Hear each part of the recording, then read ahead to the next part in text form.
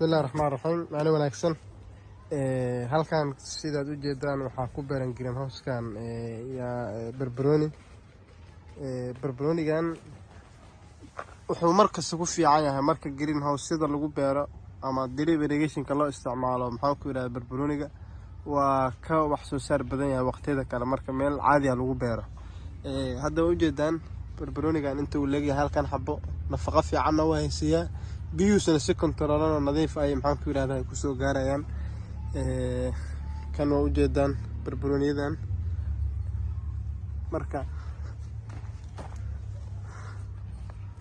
kuwana geedkan hadda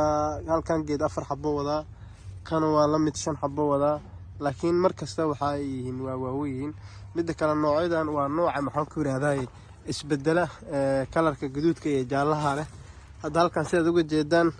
marka hore wuxuu ahaa cagaarkaas waa isbedelaya wuxuu isku bedelayaa maxaa ku yiraahdaa jaalle beertan oo kale hadda waxa ku beeran labo nooca maxaa ku yiraahdaa jaalaha ah iyo nooca maxaa ku yiraahdaa gaduudka ah oo beerta qaybteedaas kale ku beeran green house kan waa 40 mitir lagu dhufto 8 mitir ama 40 mitir oo dhir ah iyo 8 mitir oo balac waxa ku beeran 1600 oo geed waxa hadda aan xoog saarno waa in barbaroonisan abuurno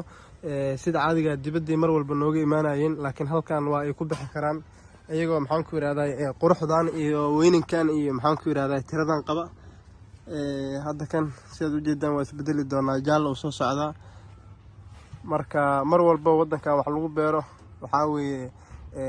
si tayo leh nadiif ah qurux badan oo baxayaan ideology-ga ama fikirka dad badan ay qabaan waxaan wadanka kama bixi karaan waa been waxyaabaha wadanka ka bixi karin waa wax tirsami kara laakiin waxa wadanka ka baxa mar walba waa wax maxaan ku yiraahdaa markas tirada ama maxaan ku yiraahdaa intaan aaminsanahay ka weyn ama ka badan si nadiif ah oo baxa runtii